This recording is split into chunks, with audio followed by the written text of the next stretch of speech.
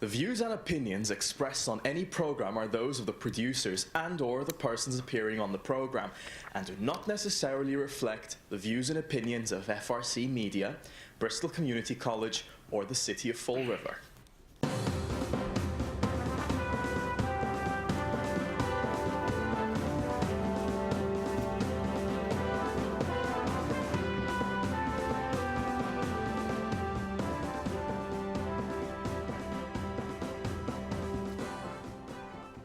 Well, hello. Welcome to Spindle City Straight Talk. I'm Chip. And I'm CJ. CJ's back in the bunker. Yeah, See, I was a bad boy. It's tough out here in front of the cameras, huh? The lights are hot, so you're back in a nice air-conditioned bunker. This bunker isn't always that air-conditioned, believe me. No, I'm only joshing. So here it is, another day, and more political machinations that you can't even make up if if you tried. They think we were writing fiction. And it's campaign season, so everybody's trying to keep a lid on everything because, it's true. I mean, let's face it. No politician talks about anything of substance during a campaign season. They're going to try to keep everything about mom and apple pie. They're going to talk about everything but any real issues, because they're not going to take a position that could cost them a vote. They're not going to try to discuss anything because something might come out. Yet, it always finds a way to do it. And we had an issue that popped up about a parcel of land. Yes, we did. And that's quite a very, very interesting issue. Again, it shows how deeply, favoritism and patronage and even corruption can be an integral part of government. So, CJ, you've been boning up on this thing. You wanna give us the overview here? Well, I'm never afraid to attack the issue. There was a parcel of land on North 7th Street, which was supposed to be sold at tax auction. And oddly enough, the mayor removed that parcel of land from the tax auction. His rationale behind it was, well, we can't sell that because it was promised to someone. Really? It was promised to someone? It was promised to the Bank Street Neighborhood Association for a garden. Well, number one, it owes money, which we're going to lose. And we're going to put a garden in there. That's a wonderful thing, another community garden. But my problem is this. Where's that food going to go? If they're going to use it for food, they might use it for flowers. I know where they're going to get the fertilizer from. All the mayor has to do is walk through the garden. Okay, but again, and we've spoken about this clearly before, this is where the political action committees, known as neighborhood associations, comes in. And there's only one neighborhood association which stands out as not being a political action committee. Although sometimes I think he does act like a political action committee, unilaterally as one man, and that's the Flint Neighborhood Association. And they're getting shafted right and left. They get nothing. They weren't promised a parcel of land for a garden. Well, what troubles me about this whole thing is, number one, the city in the financial straits that Fall River is, and we have an issue here about a parcel of land being put up for auction. So number one, you have removed the right of anybody who wanted to bid at auction on that parcel of land. You're not going to maximize the amount of money that you get back on that property. And secondly, who knows who would have bid on that land? They may actually have put something that pays taxes on that land. We don't know. And the problem is that's not the process. The process said it was supposed to go up for public auction. Who are these people to make promises? Well, we know that Will Flanagan, it was his MO to give the neighborhood associations anything they wanted in return for their votes. So apparently Sam Sutter, in an election cycle, has taken on the same strategy. It was promised. Really? You're a lawyer. And as you said, I guess nothing is legal unless you take it to court. but you're denying other people, an opportunity to bid. It's like if the government confiscated a $100,000 Mercedes in a drug bust, and they were going to auction it off, and everybody shows up at the auction to get a $100,000 Mercedes as cheaply as they can, and then the mayor says, "Oh, wait a minute, it's promised. I promised it to my nephew who said he'd vote for me." It's just, I don't even know if that's legal. Making promises to neighborhood associations, that's obviously making an overt attempt to influence voting blocks. These neighborhood associations have become political action committees. If you think back to the discussions on the trash fee, one of the few people who spoke against the fee was someone from the Bank Street Neighborhood Association. And that same person is on city boards, collecting some money, not a lot, but collecting some money. Appointed boards, by the way, not elected boards.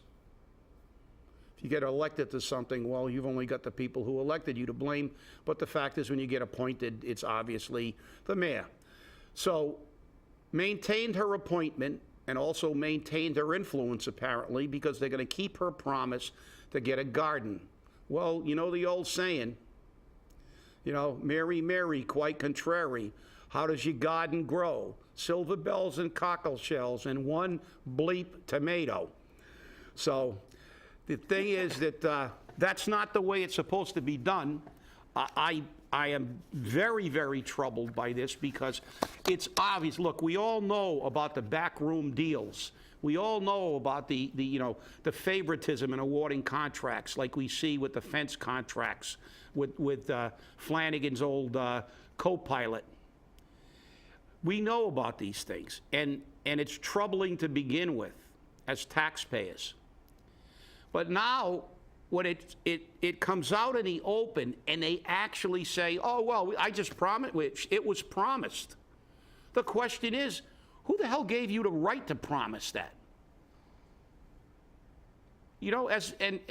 People keep saying that we have a democracy. If that doesn't show that this is a monarchy, the hell with the people, the hell with the serfs. What do we care about the taxpayers? The city's in trouble. And we can segue into it on a different level. Look at our state. Big debate about the sales tax holiday. Two of our local elected officials, Senator Roderick and Representative Sylvia, we're point men on voting no. No, the state needs the money. It's going to mean $38 million or something like that. Well, guess what? As in the city of Fall River, I asked the question, how much money did you try to not waste this year? So who takes it on the chin again? The beleaguered people in the state who could actually have a weekend when they went out and saved a few dollars. A few of their, by the way, hard-earned dollars. But no, you're gonna give them the propaganda that this is a great political stand. It took political courage to take this stand. No, it didn't. It took political greed and avarice. Because you guys, like the city of Fall River, can't get enough money to spend. You got a pay raise, didn't you? Uh-oh. Nobody's supposed to know that. That's right. You guys voted yourself a pay raise this year. Instead of foregoing the sales tax holiday for the working people of the state of Massachusetts, why don't you forego a pay raise once in a while? Or the money that you get for driving to Boston. How many people who work in Boston have to spend money on trains, buses, their own cars, maintenance to get to Boston? But you guys get money. You get compensated. And you don't pay taxes on it. You don't pay taxes, period, in the state. So it's like, really, with all the money we wasted, Howie Carr's article, again, go look at Howie Carr's article. about the Olympics. This is what you don't see in the mainstream media, because they squash. They never, you see an investigative report about some city worker, sitting behind a garage or something and drinking beer while he's working. I'm not saying that's right, but you never see an investigative report on the money men who were going to make billions, not millions. I said billions with a B, if we got the Olympics. And that's the reason they pushed so hard for the Olympics. And the only reason that they withdrew was because they knew there was a very, very strong taxpayer movement to ensure that no taxpayer money was going to be used to defray the overruns and costs of the Olympics. And they knew they couldn't beat it back. They were already planning on trying, but when they figured out the people in the state were upset enough to do it, all of a sudden, well, we're not gonna have the Olympics. And you know something?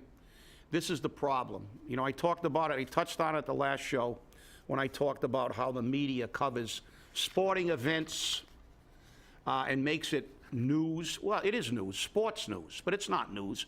What's news that you interrupt for half an hour is 9/11, a major accident or a major fire, a major incident somewhere. That's news, you know.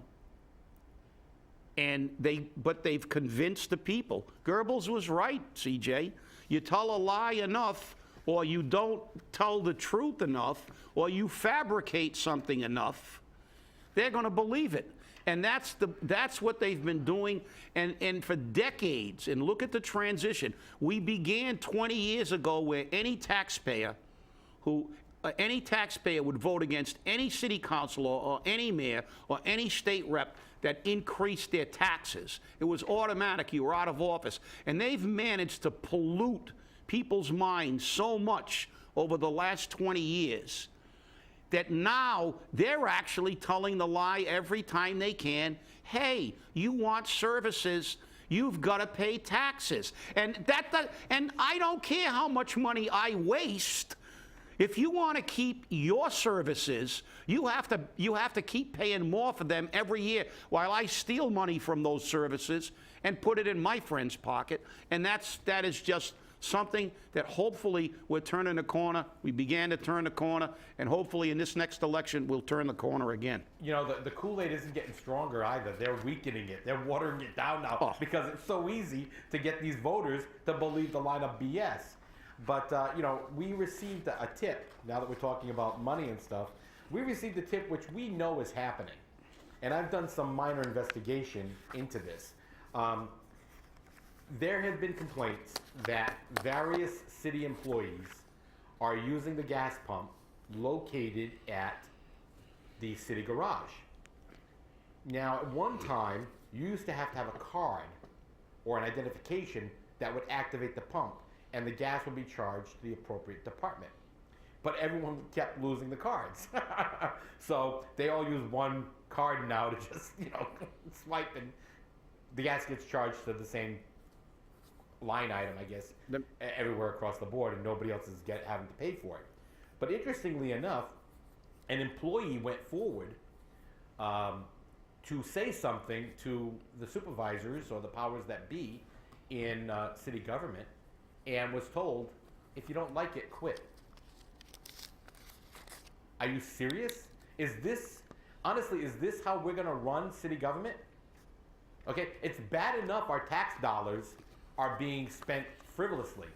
Now we have an allegation of employees within the city government that are using our city gasoline for their private vehicles. Now, I've already been given several statements that, well, they're using their cars for city business. Well, how do you designate that? How do we separate that? Okay?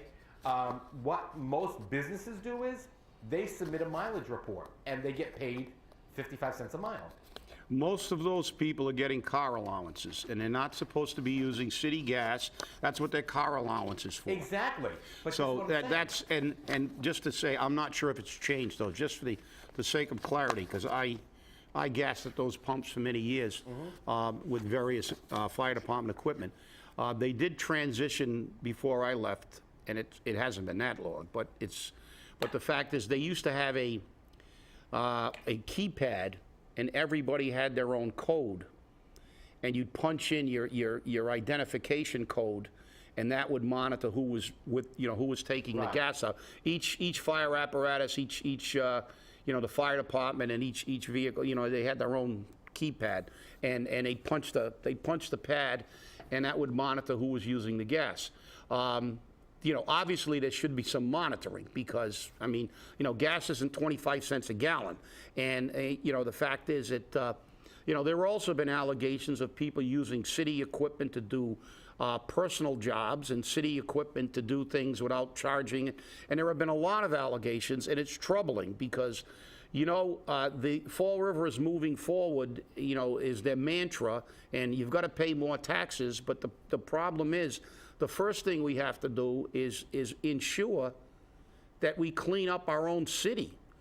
And when you allow people in the government to do things that are illegal, it doesn't say much for the oversight, and it explains, and to a very high degree, why we see so many screw-ups, and nobody cares because there seems to be no consequences for not doing your job, and in some cases, doing things illegal on your job. If you're the right people, there are no consequences. It seems the only people who suffer consequences are the people at the lowest end of the totem pole and the taxpayers. And this is why that we have to take a close look. And getting back to this parcel of land, I don't know why there's not an investigation. But then again, if we had an investigation, it would go as well as the 22 window investigation, because amazingly enough, they can track down murderers, but we can't find, somebody who authorized the 22 windows. And it seems that any investigation on a political figure done by any agency except the FBI never gets a finding. I agree. Well, and while we're here, I received last night, shortly after the closing of Government Center, the official list of candidates who have turned in their papers to the Board of Elections. Now, the last date for the candidates to be placed on the ballot and the Board of Elections to put the ballot out to print is going to be August 20th, I believe. So we'll get the final list of candidates, because they have the opportunity to remove their name from running before that date, that are going to go on the ballot by that date. Charter commissioners are not on this list because their due date isn't until September 15th. So we'll keep an eye on that. But let's look at the big office of Mayor of Fall River. The candidates are Robert Alexander, Jazel Correa, Richard Renzi, Jordan James Sylvia, and C. Samuel Sutter. So it looks like the People's Debate is going to potentially have 5 candidates on stage to discuss what they're going to do differently in Fall River. That's a workable number. Yeah, that's workable. And for a potentially 2-hour debate, that should be a very good line item. City Council, largest turnout in recent years. And we're probably talking about 20 years. Robert Braga, he's actually a next-door neighbor. Well, not too much of a next-door neighbor. He's not too far away. Richard Branco, Richard Cabaceres, Ron Cabral, Sean Kadim, Joseph Joe D. Camara. I love this. They're going to put their nicknames in now.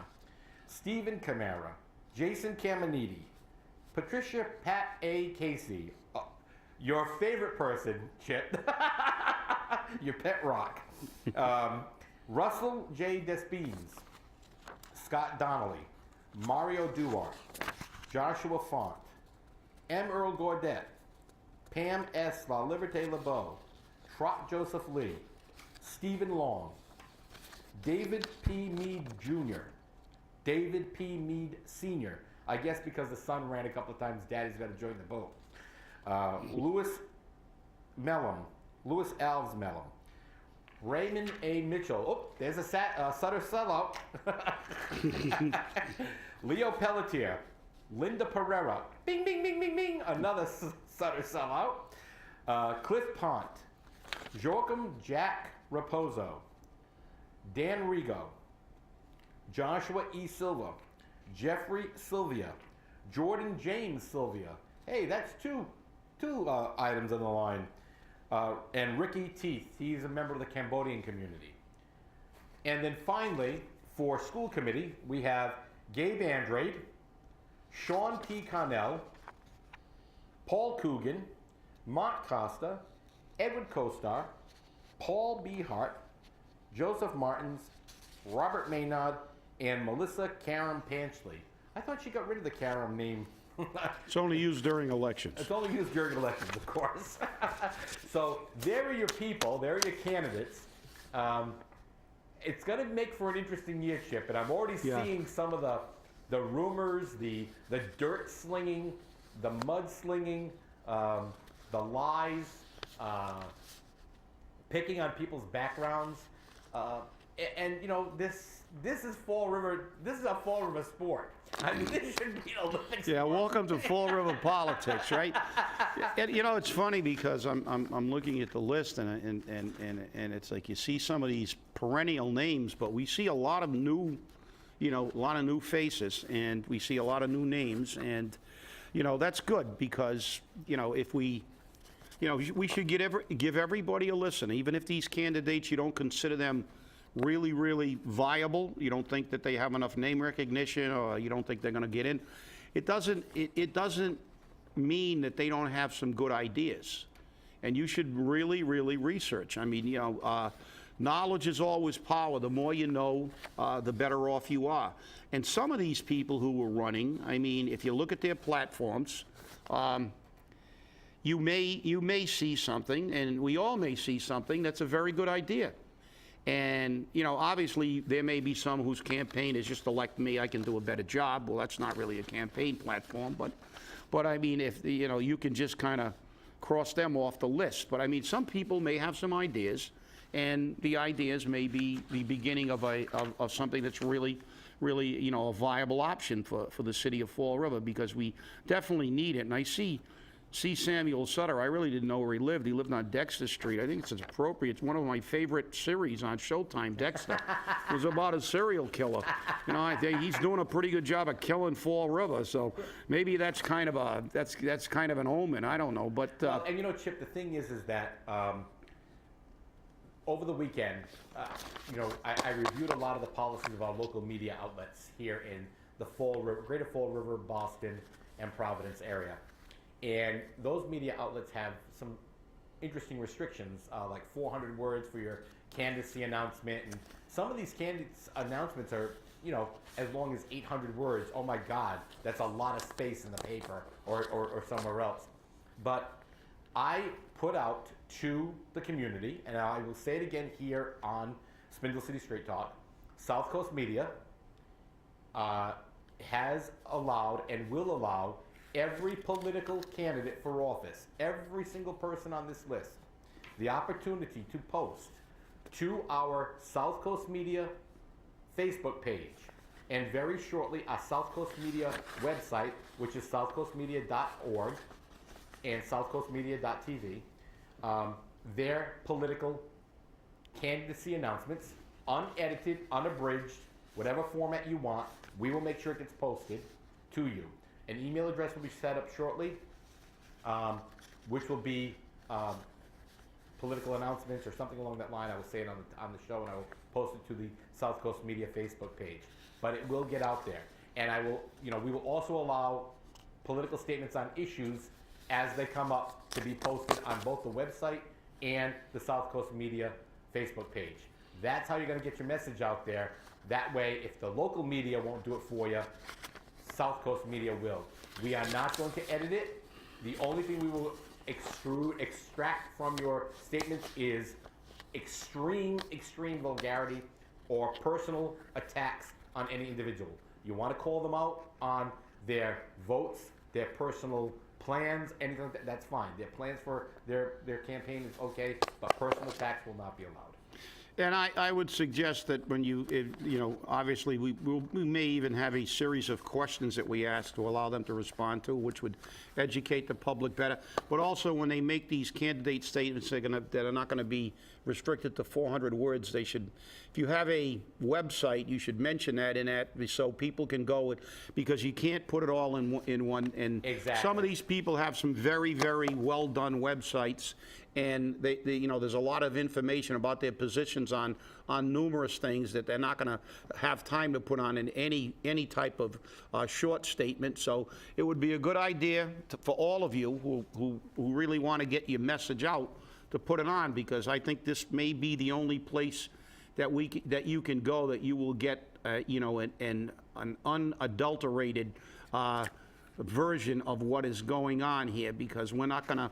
We're not going to restrict them and say you've got 4 lines or 400 words, or, if you answer the question, as I said. But, that's the other thing, and I'm glad you mentioned it, because, personal attacks are out of bounds. Attacks on their position, on political issues, their votes, or their anything that has to do with their ability to do the job or govern, or that has a political interest, is fine. You can, but it can't be personal. We're not going to allow people to talk about people's lives, their families, and anything like that.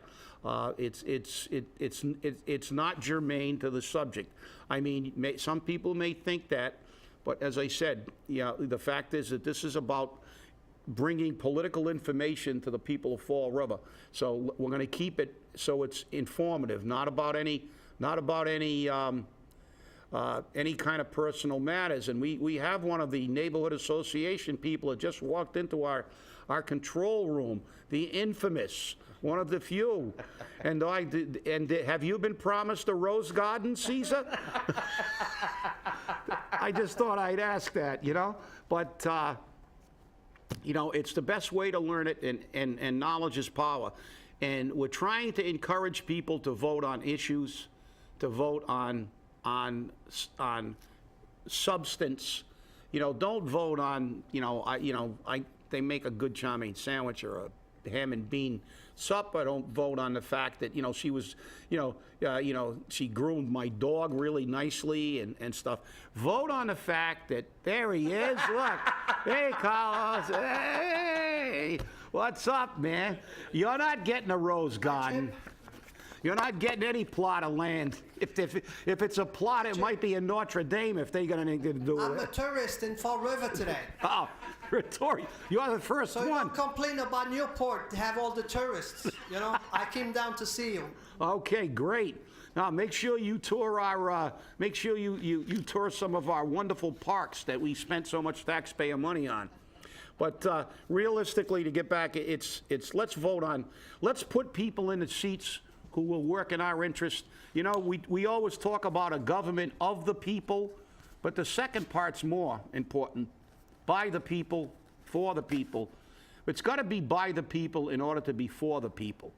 You got to realize that, because it's pretty obvious that these clowns that we got in office now, they only take care of each other.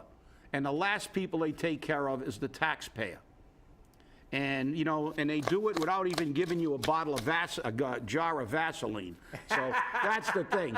And that's what troubles me. And the reality is, look, in order for us to have a better government, we've got to put people in those seats who are like us. That's true. And Chip, it's always going to be interesting to see what happens over the election cycle this year. So, hey, that's Spindle City Straight Talk for Wednesday. Have a great day, and I hope you candidates take advantage of South Coast Media's opportunity. And remember, BCC is going to be asking you to take your messages to the community very soon. Have a great day, everybody. Thanks for watching. See you Friday, and stay angry.